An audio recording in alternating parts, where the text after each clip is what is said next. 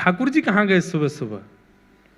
तो लक्ष्मी जी बोली, ये रोज जाते हैं, सुबह उठते ही चले जाते हैं। कहाँ जाते हैं ये मुझे नहीं पता, सुबह उठते ही स्नान ध्यान करके चले जाते हैं। तो नारद जी हमारे जो हैं, जैसे हमारी जीवन के स्क्रिप्ट राइटर ठाकुर जी हैं, ऐसे ठाकुर जी की लीला के स्क्रिप्ट राइटर नारद जी हैं। कई बार कई लीलाएं तो नारद जी की वजह से होती है ठाकुर जी के जीवन में। तो नारद जी बोले, अच्छा कैसी गृहिणी हो आप कि आपके पतिदेव सुबह सुबह कहीं जाते और आपको पता ही नहीं है? ठीक है, अब वो तो परमात्मा है, अपनी इच्छा, ना जाने क्या क्या उनकी लीलाएं हैं, हमने कभी विचार भी नहीं किया। नहीं नहीं, गलत कर रही हो आप, यहाँ आपका पातिव्रत धर्म नष्ट हो रहा है। आपके पतिदेव सुबह सुबह उठ करके कहीं जा रहे हैं और आप देखती तक नहीं हो उनकी ओर। तो लक्ष्मी जी के मन में शंका आ गई। इस शंका उत्पन्न करने वाले भी कई लोग होते। कई लोगों में शंका होती नहीं है, शक होता नहीं, पर कई लोग करवा देते हैं। अच्छे रूप में हो तो कोई बात नहीं है, बुरे रूप में नहीं होना चाहिए। नारद जी महाराज ने शंका उत्पन्न करा दी। बोले क्या करूं मैं, आप बताओ। बोले कुछ नहीं, कल जब सुबह जाएं तो पीछे पीछे जाना, आप देखना कहां जाते हैं और थोड़ा पता तो लगाओ, बाकी आगे का हम देख लेंगे सब क्या करना है। तो सुबह सुबह ठाकुर जी उठ करके स्नान ध्यान करके नित्य के भांति निकले। पीछे पीछे लक्ष्मी जी छुप छुप के जा रही हैं, देखूं कहाँ जाते हैं। तभी वैकुंठ में कहीं जाकर के ठाकुर जी एक द्वार जैसा था, उसके अंदर प्रवेश कर गए। भीतर से द्वार बंद कर लिया। लक्ष्मी जी बाहर तक देख आई, लौट करके आई। नारद जी से बोला, मैंने देख लिया, कहाँ गए? बोले कहाँ गए? बोले यहाँ से ऐसे ऐसे जाके इधर उधर जाके वहाँ एक द्वार है, उसके अंदर प्रवेश कर गए। जय हो दिगंबरा। हमारे नासिक दत्त धाम के पूज्य गुरुजी पधारे हैं, बहुत बहुत प्रणाम, अभिनंदन। तो क्या बता रहा था मैं? तो एक द्वार में प्रवेश कर गए। तो लक्ष्मी जी ने आकर के नारद जी को बताया, बोले कि एक द्वार के भीतर प्रवेश कर गए थे। तो द्वार के अंदर क्या है? बोले हमने उसके आगे नहीं देखा, अपने इतना ही देखा। बोले कैसी पत्नी हो आप, केवल मार्ग देख के आगे? अरे भीतर तो देखना था, क्या है? बोले आपने कहा था आगे का आप संभाल लोगे, आप ही देखो। तो लक्ष्मी जी नारद जी दोनों गए और वो जो द्वार जहां था उसके पास ही एक पेड़ के पीछे छुप के खड़े हो गए। ठाकुर जी 2-2.5 घंटा लगा करके बढ़िया प्रेम से और भीतर से निकले बड़े हंसते हुए, प्रसन्न मुद्रा, बिल्कुल जैसे बस नृत्य करने की देर है, इतनी प्रसन्न मुद्रा में ठाकुर जी निकले और निकलते हुए चले गए। नारद जी बोले, इतने प्रसन्न आपसे मिलके हुए कभी? तो लक्ष्मी जी बोली, नहीं प्रसन्न तो रहते हैं, आप ऐसा क्यों कह रहे हैं? बोले नहीं, देख रहे हो ये प्रसन्नता कुछ और है। लक्ष्मी जी बोली, आप ऐसे नहीं कहो, चलो ना भीतर देखते हैं क्या है। ठाकुर जी जब चले गए वहां से, तो नारद जी लक्ष्मी जी के साथ उस द्वार के भीतर प्रवेश किए। भीतर जाकर के देखा तो एक बहुत सुंदर सा एक भवन, बहुत सुंदर आंगन, बड़ी सुंदर सुगंधी आ रही है, बहुत सुंदर सूर्य की किरण भीतर पड़ रही है, अद्भुत, मतलब सात्विक वातावरण भीतर। और वहां एक आसन लगा हुआ था। आसन के पास जाकर के देखा तो प्रसन्न हुए, ठाकुर जी का होगा। उस आसन के सामने एक चौकी थी, उस चौकी के ऊपर एक सिंहासन था, वो सिंहासन एक कपड़े से ढका हुआ था। नारद जी बोले, सिंहासन क्या है और ये ढका हुआ क्यों है? लक्ष्मी जी बोली, आप देखो ना,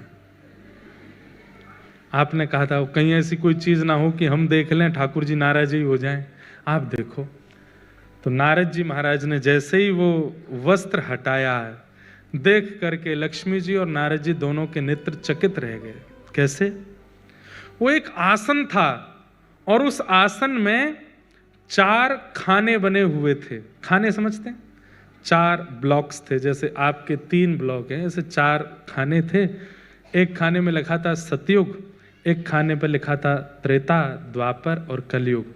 और उन चारों खानों में उस युग के जो भक्त हैं उनकी छोटी छोटी प्रतिमाएं रखी थी, उन पर तिलक चढ़ा हुआ था, पुष्प अर्पित हुए थे, उनको तिलक चंदन आदि मतलब सतयुग के भक्तों के स्वरूप, त्रेता के भक्तों के स्वरूप, द्वापर के भक्तों के स्वरूप, कलयुग के भक्तों के, सबके स्वरूप रखे और ठाकुर जी उनकी आराधना करके गए। नारद जी महाराज ने देखा उन भक्तों के स्वरूप में नारद जी का भी स्वरूप रखा है। नारद जी बोले या तो मैं भी रखा हूं। लक्ष्मी जी बोली इधर देखिए मैं भी हूं। लक्ष्मी जी का भी आराधन करके गए। वहां पर मीराबाई का भी स्वरूप है, गोस्वामी तुलसीदास जी का भी स्वरूप है, हमारे श्री तुकाराम जी महाराज का, ज्ञानेश्वर माउली का, सबके स्वरूप विराजमान, और ठाकुर जी उनको प्रणाम कर रहे थे। देख करके नारद जी के नेत्र सजल हो गए। बोले कैसे भक्त वत्सल हैं ठाकुर जी, पूरा विश्व इनको वंदन करता है और वो अपने प्रत्येक भक्त का वंदन करते। मेरा सुमिरन हरि करें, ध्यान से सुनिएगा, मेरा सुमिरन हरि करें। भक्ति की पराकाष्ठा क्या है? भक्ति की पराकाष्ठा क्या है? मैं हरि का सुमिरन करूं, ये प्रारंभ है, पर एक स्थिति ऐसी आ जाए कि मेरा सुमिरन हरि करें, मैं पावा विश्राम, मैं आराम करूं, मेरा सुमिरन ठाकुर जी कर रहे हैं। ठाकुर जी आराधन करते हैं, अपने भक्तों को पूजते हैं, अपने भक्तों को वंदन करते हैं।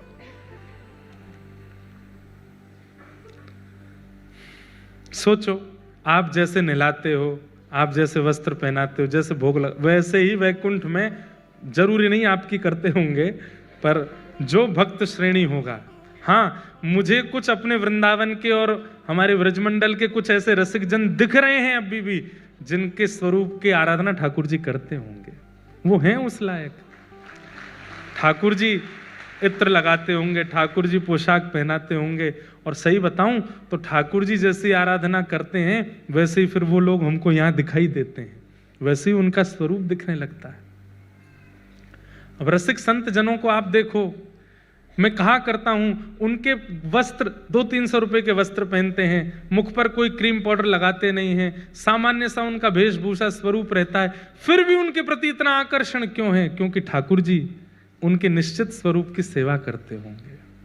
ठाकुर जी भक्त अधीन हैं। तो भक्तों के लिए ठाकुर जी पृथ्वी पर आए हैं। आगे यहां सूत जी महाराज ने अनेक विषय कहते हुए भगवान के अनेक अवतारों का वर्णन किया और श्रीमद् भागवत की रचना का भाव बताया।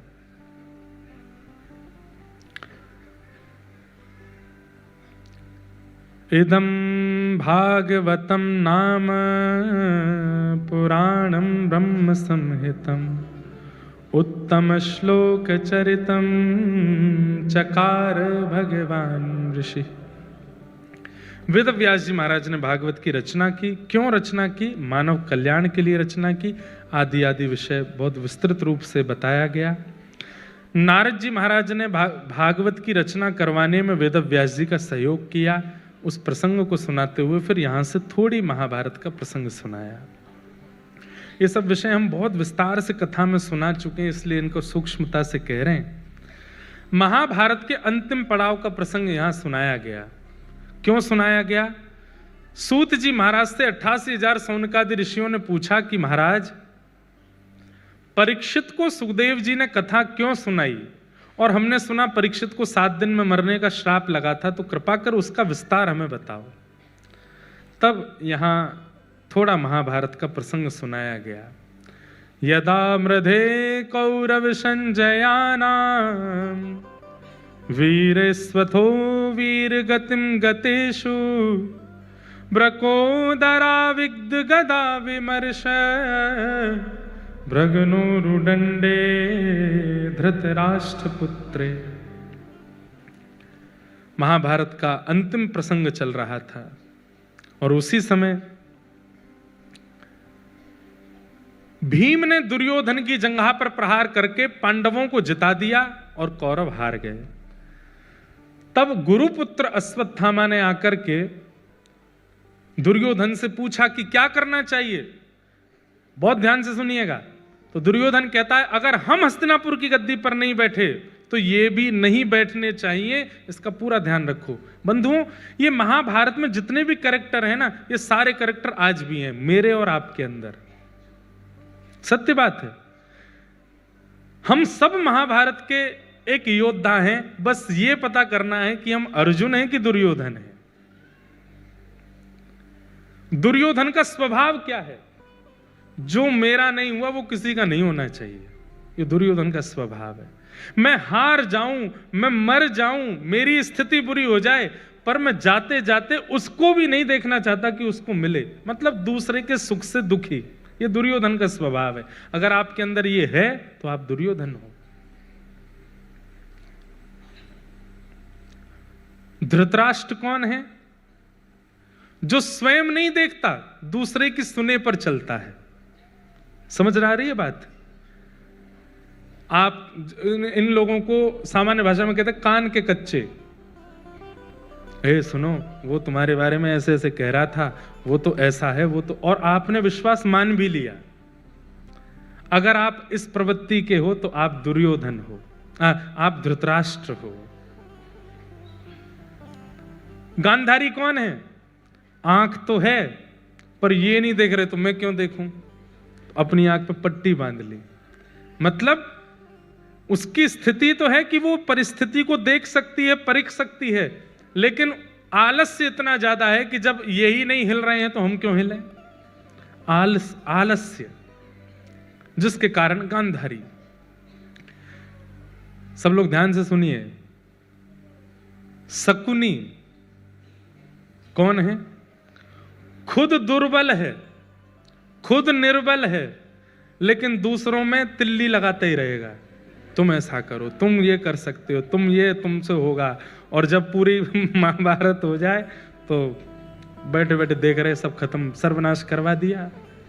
और सर्वनाश कराने के बाद में खुद सोचना चाहिए था ना तुमको।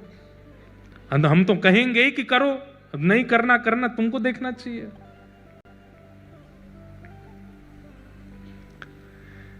ये तो रहे कौरव। अब आ जाओ पांडवों की तरफ। पांडव कौन है? हमें अपने जीवन की महाभारत में कौरव नहीं बनना है, पांडव बनना है। क्यों? क्योंकि पांडवों का संग ठाकुर जी करते हैं, पांडवों का साथ ठाकुर जी देते हैं। सबसे पहला नाम युधिष्ठिर। युधिष्ठिर का स्वभाव क्या है? धर्म, इसीलिए उसका नाम धर्मराज युधिष्ठिर है। धर्म है उसका स्वरूप। अगर कोई अधर्म है और उस अधर्म में फायदा ज्यादा है तो भी वो नहीं करेगा। है तो अधर्म ही, नहीं करूंगा मैं। धर्म और अधर्म की परिभाषा समझना बहुत मुश्किल है बंधुओं, इसलिए सत्संग नित्य किया करो। आप अपनी जॉब करो, पैसे कमाओ, दुनिया भर का जो करते हो मुंबई में सब करो, पर मेरी मान करके 20 मिनट रोज सत्संग को दिया करो, नित्य दिया करो।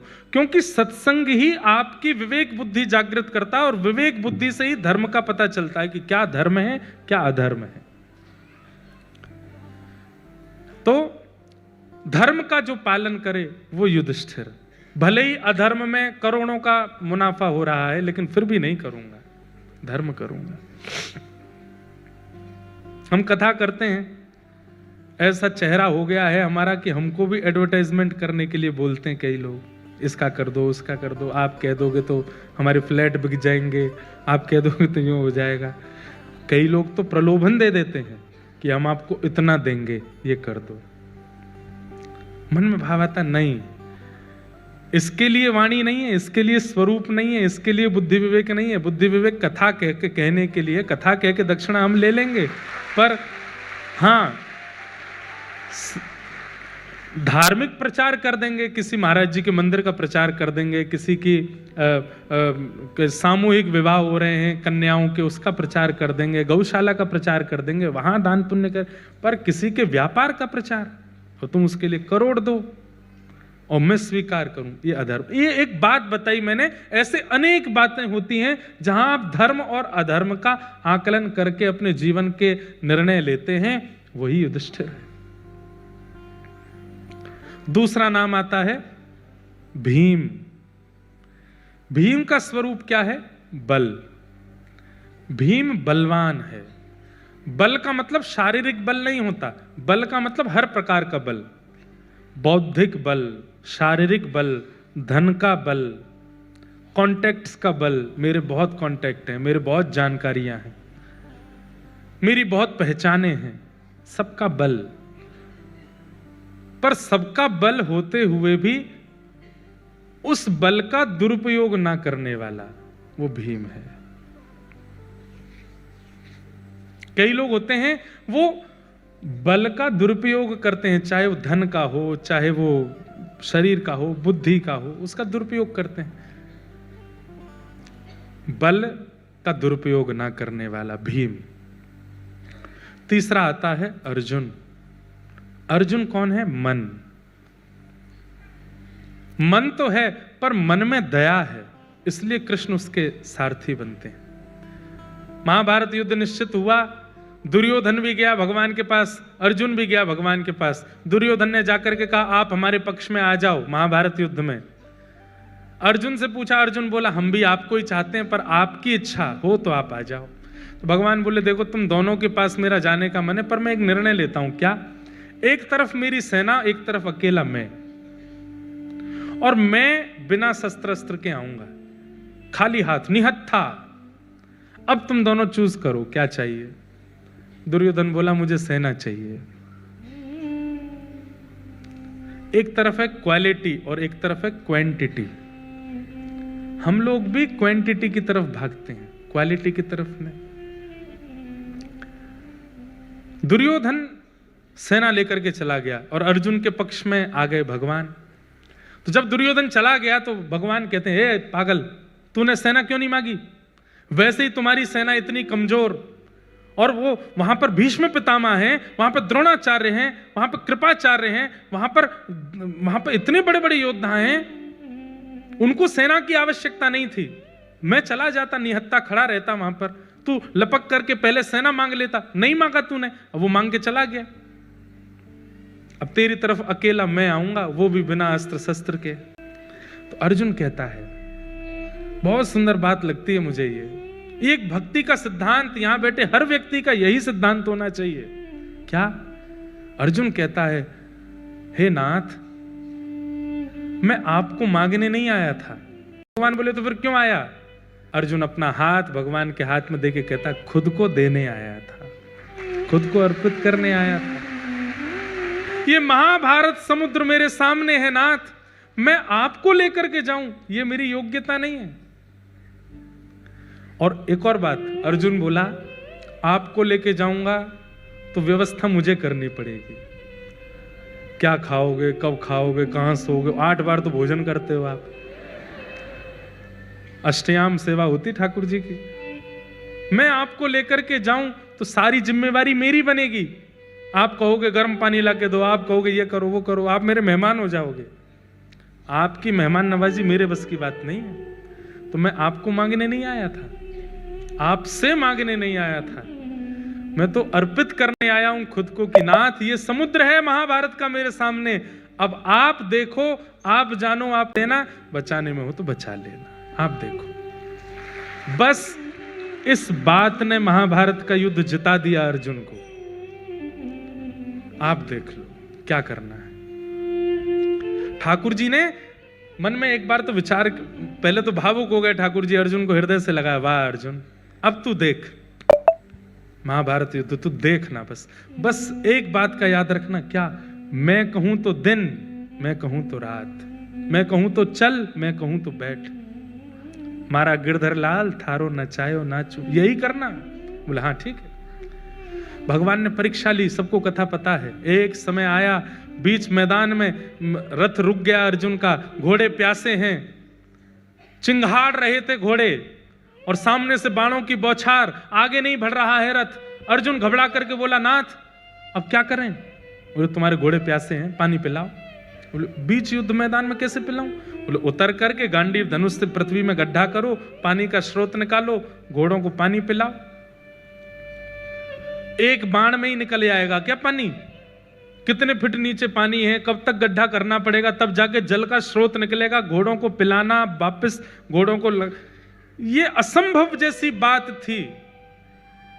भगवान परीक्षा ले रहे थे अर्जुन की। अर्जुन नीचे उतरो, पानी का स्रोत निकालो, घोड़ों को पानी पिलाओ, वापस घोड़ों को रथ में लगाओ, पीछे बैठ जाओ। लेकिन अर्जुन ने दूसरी बार विचार नहीं किया, तुरंत उतर गया। और जबकि आप सब जानते हैं कि महाभारत युद्ध में सब लोगों के बाण पर एक ही नाम होता था कि अर्जुन, ये मरना चाहिए। सामने समूह खड़ा है बाण तान करके, और अर्जुन उस समय उतर जाता है। जब अर्जुन उतर रहा था ना, तब ठाकुर जी के नेत्र सजल हो रहे थे। जब अर्जुन तस्कर से बाण निकाल के पृथ्वी में गड्ढा कर रहा था, ठाकुर जी भावुक हो रहे थे। कितना विश्वास है इसको मेरे पर, ये जानते हुए भी कि सामने वाले छन्नी बना देंगे इसको। उतर गया नीचे। पूरी प्रक्रिया हुई, घोड़ों को पानी पिला करके वापस रथ में लगा दिया। तब अर्जुन सोचता है, मैं मरा क्यों नहीं अभी तक, मुझे किसी ने मारा क्यों नहीं। और जैसे ही उसने कौरव पक्ष की ओर देखा तो सब धनुष बाण ताने खड़े हैं, लेकिन चला कोई नहीं रहा है। और सबकी दृष्टि देखी तो सब अर्जुन के रथ के ऊपर की ओर देख रहे थे। तो अर्जुन ने कहा, ये रथ के ऊपर देख रहे हैं, मैं भी तो देखूं। जैसे ही मुड़ करके देखा, ठाकुर जी मदन मोहन बन के खड़े थे। इतना सुंदर रूप बना करके खड़े हो गए कि सब ठाकुर जी को देखते रह गए, भूल गए कि अर्जुन को मारना है। मदन मोहन यानी कि कामदेव को भी जो मोहित कर ले, इतना सुंदर रूप धारण कर लिया ठाकुर जी ने कि भूल गए कौरव कि हमको मारना है अर्जुन को। और अर्जुन को इशारा किया, जल्दी बैठ। अर्जुन लौट करके आया, आके बैठ गया, तुरंत सामान्य हो गए। सब कौरव आंख मीटते रह गए, बोले ये सब क्या हुआ, हमने मारा क्यों नहीं। बोले हम तो इनके रूप को देखते रह गए। तुमने क्यों नहीं मारा। बोले मैं तो ओष्ठों की मुस्कान पे ही बावड़ा हो गया था। तूने क्यों नहीं मारा। बोले मैं तो आंखों की मटकाहट देख रहा था। तूने क्यों नहीं मारा। बोले आहा कैसी जुल्फें इनकी, मैं तो उसी में ही रम रहा था। ये ऐसे योद्धा हैं जो अपने स्वरूप से मार देते हैं सैनिकों को। तो महाभारत में अर्जुन बनो, युधिष्ठिर बनो, भीम बनो, तब इस संसार रूपी महाभारत के तुम पांडव हो और कृष्ण आपके सारथी बनेंगे।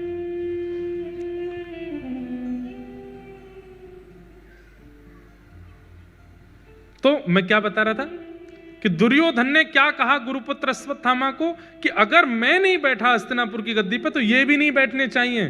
भले ही युद्ध जीत गए तो क्या हुआ, कल सुबह इनका राज तिलक होना, उससे पहले पहले अर्धरात्रि में मार दो, जाकर के छल से मारो, विष दे के मारो, जैसे मारना है मारो।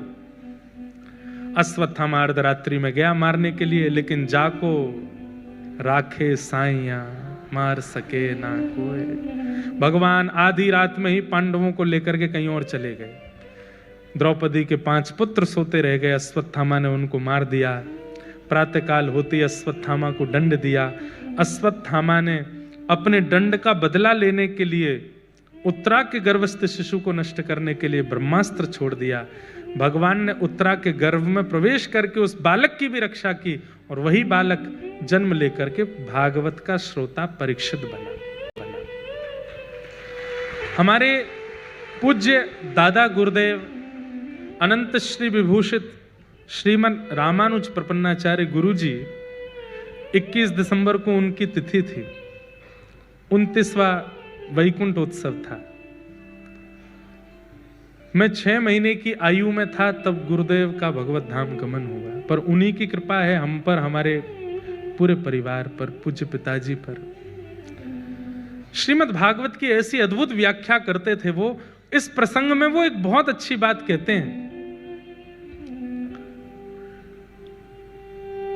मातृ गर्भ में जब बालक होता है वो बहुत, सब माताएं जानती हैं, बहुत सेंसिटिव और बड़ा खतरे का समय होता है जब गर्भ में बालक होता है।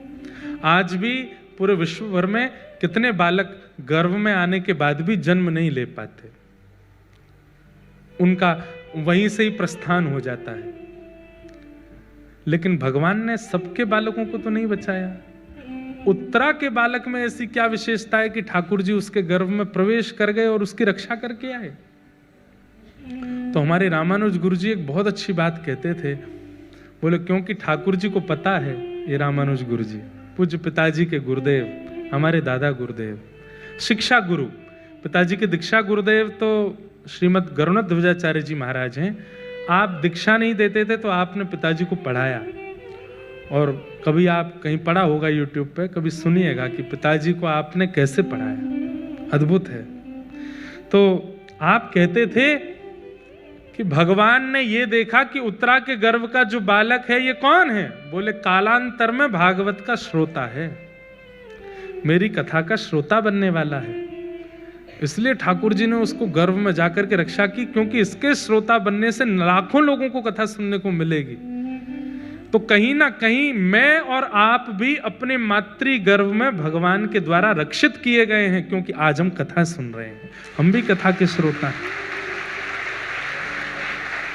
मातृ गर्भ में हम भी, हमारी भी रक्षण ठाकुर जी ने ही किया है। पूरे विश्व में जितने भी लोग जन्मे हैं, सब लोग जन्मे हैं अपने प्रारब्ध से, अपने पूर्व के कर्म से, अपने किसी कर्म की पूर्ति के लिए उनका जन्म हुआ। लेकिन कथा में आकर के यदि व्यक्ति बैठा है तो इस बात को प्रमाणित मान ले कि मेरा जन्म इसीलिए हुआ था कि आज का दिन मैं देख सकूं, कथा श्रवण कर सकूं। इसी के लिए ठाकुर जी ने बचाया कि तुम कथा सुन सको, और कथा सुनकर के अपने जीवन में वो अद्भुतता का अनुभव कर सको। परीक्षित की भगवान ने रक्षा की। जैसे ही भगवान वहां से प्रस्थान करने लगे, कुंती ने भगवान की स्तुति गाई। भुआ कुंती, बहुत अच्छी स्तुति है कुंती की। पूरी स्तुति तो नहीं गाऊंगा, लेकिन एक स्तुति का एक श्लोक है, वो श्लोक आपको सुना दूं। यथा ऋषिकेश खलेन देवकी कंसेन रुद्धार्ति चिरं सुचार्पितम् विमोचिताहं च सहात्मजा विभो त्वयैव नाथेन मुहुर्विपद्गणात्। कुंती भगवान से, अपने भतीजे से कह रही हैं कि आप अपनी मैया देवकी से भी ज्यादा मुझसे प्रेम करते हैं, ये बात मुझको पता है। तो भगवान बोले, किसी पुत्र से ऐसा कहना कि तुम अपनी मां से ज्यादा मुझसे प्रेम करते हो, ये कैसे संभव हो सकता है? मां से ज्यादा प्रेम थोड़ी कोई कर सकता है अपनी किसी और मां को। आपके पास इसका क्या प्रमाण है? तो कुंती कहती है, कंस ने आपके जन्म लेने से पहले 6 बालकों को मार दिया। देवकी मैया के 6 बालकों को मारा था कंस ने। आपने उनकी रक्षा नहीं की, पर मेरे 5 बालकों की छाया बन करके रक्षा कर रहे थे, हर स्थिति में रक्षा कर रहे थे। इसलिए मुझे ये बात लगती है कि आप मुझसे बहुत प्यार करते हैं, बहुत प्रेम करते हैं। पर बात ये विशेष नहीं थी, बात अगली विशेष है। अगली बात में कुंती क्या कहती है? आप मुझसे बहुत प्रेम करते हैं तो मुझे पता है, पर मेरी भी सुन लीजिए। बोले क्या? त्वयैव नाथेन मुहुर्विपद्गणात्। मेरे पुत्र खड़े हैं, मेरा पूरा परिवार खड़ा है, सर्वस्व खड़ा है, सबके सामने कह रही हूं, त्वयैव नाथेन। इस संसार में मेरा कोई भी नहीं है, ना ये पुत्र मेरे हैं, ना परिवार, केवल आप मेरे हो, केवल आप मेरे हो। कहते तो बहुत लोग, जितने ताली बजाई सब कहते हैं कि ठाकुर जी आप हमारे हो, पर आप हमारे हो के साथ साथ हम बाकी सबको भी अपना मानते ही हैं। पर कुंती तो स्पष्ट चुनौती देते हुए सबके सामने कह रही है, कोई मेरा नहीं है इनमें से, केवल आप मेरे हो और कोई मेरा नहीं है, केवल आप मेरे हो। त्वयैव नाथेन मुहुर्विपद्गणात्। और तत्पश्चात कुंती झोली फैलाती है और कहती है कि आज आप वापस द्वारिका जा रहे हैं, एक वस्तु आपसे मांगना चाहती हूं, मुझे देंगे? भगवान बोले, तुम मांगो तो सही, इंद्र की पदवी दे दूंगा, शिवलोक दे दूंगा, रसातल दे दूंगा, जो कहो कि सो दे दूंगा। बुआ मांगो, तुम्हें क्या चाहिए? तब कुंती कहती है, विपद सन्तु नः सस्वत् तत्र तत् सर्वत्र जगद्गुरो भवतो दर्शनम यत्स्यात् अपुनः भव दर्शनम। वो मांगा कुंती ने जो आप सोच भी नहीं सकते। भगवान के आगे झोली फैला करके कुंती कह रही है कि कृपा करके एक वरदान दे दीजिए। बोले क्या? दुनिया में जितने भी कष्ट हैं, जितने भी दुख हैं, जितने भी दारिद्र हैं, वो सब इस भुआ के जीवन में आ जाएं, कृपा करके ये दे दो। भगवान भी विचलित हो गए। भुआई क्या मांग रही हो आप? सुख संपत्ति घर आवे कष्ट मिटे तन का गाने वाले संसार में तुम खड़े होकर कह रही हो दुख दे दो, कष्ट दे दो, पीड़ा दे दो, आपत्ति दे दो, विपत्ति दे दो। अरे पता चल भी गया कि मैं भगवान हूं तो मेरे सामने मुख से निकलता नहीं किसी के कि दुख दे दो, आप दुख मांग रही हो। और भगवान कुंती बुआ से कहते हैं बचपन से आज तक आपने सुख कहां देखा? बाल्यकाल में दुख देखा, छोटी सी अवस्था में। अब पूरा कुंती प्रसंग नहीं सुनाना मुझे, पर बाल्यकाल से कुंती के जीवन में सुख था नहीं। एक संत की सेवा की कुंती ने बाल्यकाल में, तो उस संत ने प्रसाद रूप में एक मंत्र दे दिया, इस मंत्र को बोल के जिस देवता का आवाहन करोगी तुम्हारे सामने आ जाएगा। छोटी बालिका कुंती ने सोचा ऐसे ही बोल रहे हैं, ऐसे थोड़ी होता है। मंत्र बोलकर कहा सूर्य नारायण आ जाएं, तुरंत सूर्य नारायण प्रकट हो गए। तो कुंती तो घबरा गई, मैं तो ऐसे ही बुला रही थी, आप जाओ। तो सूर्य नारायण बोले नहीं, इस मंत्र की एक सामर्थ्य है, जिसको बुलाओगी वो आएगा और कुछ दे के जाएगा, मुझे कुछ नहीं चाहिए। नहीं, तुमने बड़े भाव से एक संत की सेवा की, मैं अपने समान पुत्र तुमको देता हूं। और कर्ण सूर्य नारायण ने दे दिया। छोटी सी कुंती मन में विचार करने लगी कि लोग, समाज, संसार के लोगों को मैं ये बात बताऊंगी, कोई समझेगा? कोई नहीं जानेगा, सब मुझ पर आक्षेप लगाएंगे। स्त्रियों पर आक्षेप करना और स्त्रियों के विषय में कुछ भी अनर्गल बोल देना बहुत आसान होता है, पर हमारी बात मानिएगा, वैष्णव अपराध और स्त्री अपराध ये समान दोष है, मत कीजिएगा। परिस्थिति सबके जीवन में आती है, सबके जीवन की कोई ना कोई बात होती है, पर उसका सम्मान करना यदि आप नहीं सीखे हैं तो आपका भजन साधन सब व्यर्थ है। कुंती ने मन में विचार किया, कौन समझेगा मेरी बात को? लता पत्रों में लपेट करके कर्ण को बहा दिया नदी में। वही फिर एक धोबी की पत्नी ने गोद लिया और बाद में बड़े होकर के वही कर्ण बना जो कौरव पक्ष में रहा। कर्ण जानता है कि कुंती मेरी मां है, कृष्ण जानते हैं कि कर्ण कुंती का बेटा हो, कुंती जानती है कि कर्ण मेरा बेटा है। बहुत विचित्र कथा है महाभारत की। पति पांडु महाराज, उनको श्राप लगा हुआ था कि अपनी पत्नी के पास सहवास की भावना से जाओगे तो तुम्हारी मृत्यु हो जाएगी। बच्चे 5 देवताओं की कृपा से जन्मे, इन्हें भी बचपन से दुखी देखना पड़ा। पांडु महाराज की मृत्यु के बाद कौरवों ने शासन अपने वश में कर लिया, इनको वन में छोड़ दिया। वन में मारे मारे बच्चे बच्चे फिरते रहे जैसे तैसे। महाभारत युद्ध हुआ। सब कुछ करने के बाद भुआ, ध्यान से सुनिए सब लोग, बचपन से लेकर के अब तक की स्थिति पूरी दिखा दी भगवान ने। मुझे पूरी स्थिति में भुआ ये बताओ तुम सुखी कब थी? कभी भी नहीं। और आज जब युधिष्ठिर आदि पांडव जीत गए, आज जब बैठने वाले हैं हस्तिनापुर की गद्दी पर, मुझे लगता है आपको आदत हो गई है दुख भोगने की। मेरे आगे झोली फैला के फिर कह रही है दुख दे दो। कितना तो दे दिया, सब कुछ तो देख लिया आपने अपने जीवन में, अब सुख की घड़ी आई है फिर दुख मांग रही हो। कुंती का उत्तर, बंधुओं, कथा का मतलब आपको स्टोरी नहीं सुननी है। कथा का मतलब पूरी स्टोरी है भी नहीं। स्टोरी मतलब झूठ, ये स्टोरी नहीं है, वास्तविकता है। ये सुनने का तात्पर्य क्या है कि इससे हमने सीखा क्या, कुंती से क्या सीख रहे हैं। सब कुछ भगवान ने दिखा दिया कि तुमने इतना दुख देखा, इतना दुख देखा। हम आप सब लोग होते ना तो सिंपैथी के मारे रोने लगते। क्या बताऊं, मैंने सब सहा, हम ऐसे हैं। हमारे जब कोई दुख बताता है ना, अरे भैया तुम तो बड़े ब्रेव हो, तुमने बहुत सहा है। नहीं साहब, पता है उस समय मैंने ऐसे ऐसे किया था, मेरी जगह कोई और होता फांसी से लटक जाता, पर मैंने सहा। हम लोग ऐसे हैं, हम लोगों का कष्ट कोई अगर सिंपैथी दे तो हम लोग और ज्यादा भावुक हो जाते हैं उस क्षण में। पर कुंती क्या कह रही है,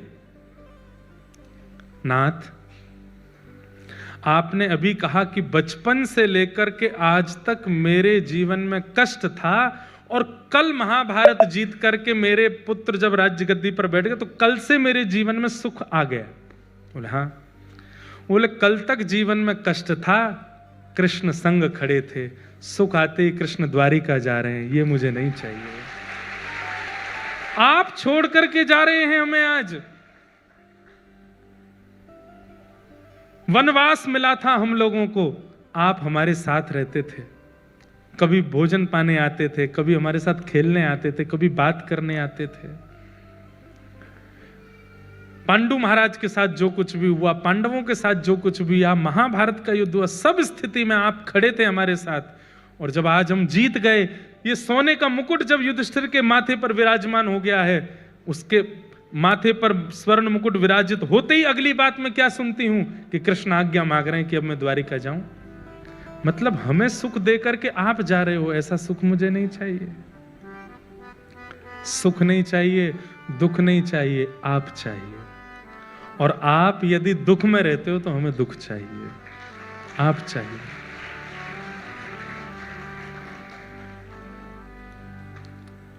बस आप चाहिए।